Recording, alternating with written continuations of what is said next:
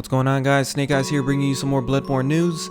And in this video I want to talk a little bit about a recent article posted on Edge magazine that talks about their hands-on experience with Bloodborne and their overall verdict. Vaati has made a video talking about the article in general, but I want to talk about some small details that stood out to me. But getting right into it, for those who don't know, the guys over at Edge have logged a total of about 40 hours into Bloodborne and have written a 5-page article talking about the game, with a 6th page including a Q&A with Miyazaki himself. The article as a whole is surprisingly well written, and I say that because it's usually very difficult to talk about a hands-on experience with a game that isn't out yet, because you really have to watch how you write certain things. This kind of segues into one very small detail I saw that I want to show you guys. Basically, this paragraph talks about how guns are overall better than shields in every way, and they end it with this sentence that I'm going to read out loud.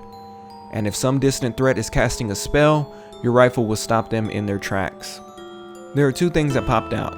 One is obviously the mention of a rifle in the game. In a way, we could have expected it since we do see enemies using that weapon, but the other thing is the mention of enemies using a spell. Now, that could have been a slip up because it was thought that gadgets would be the replacement for spells and magic was not supposed to exist. So if this was a slip up, then basically what we've been told so far has been a lie, and magic is still around and is being used by certain enemies. Take all of that very lightly, because in reality that could just be me looking too deep into this, and for all we know the writer could have been mistaken and meant gadget instead of spell. But even if it wasn't a mistake, just because an enemy can use magic, that doesn't mean our character can. This was just one of those small little details that I thought was worth sharing, but again, take all of that very lightly. A lot of other small mechanics were shared, like surplus items being sent to a storage box, and if you die your items are automatically replenished from the box. I really like that concept because that essentially means that every item drop is now worth picking up. Or the fact that shields are in the game, but even the description of one shield reminds the player to not be too passive with it.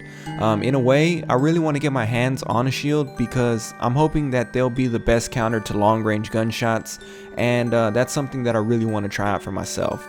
One thing that stood out to me is the fact that the entire article says nothing but good things about Bloodborne, and yet they said that they don't see themselves playing through it a second time.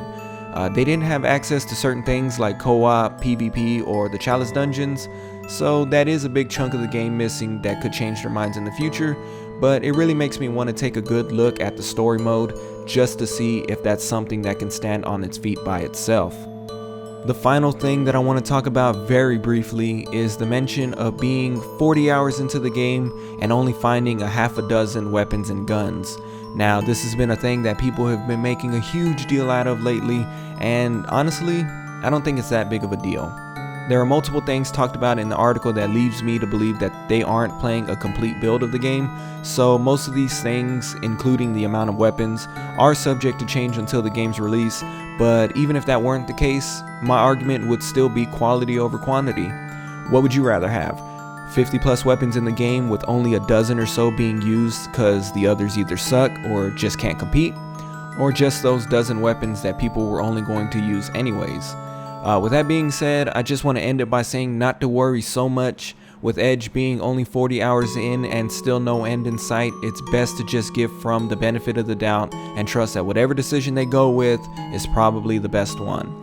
But that's pretty much going to wrap up this video. I'm going to leave 2 links this time, one to the article itself and another to a post that summarizes everything in case you don't want to read the entire article. But I definitely recommend checking out the first just because it's a pretty good read. So leave a like if you enjoyed, subscribe if you haven't already, and until next time, take care.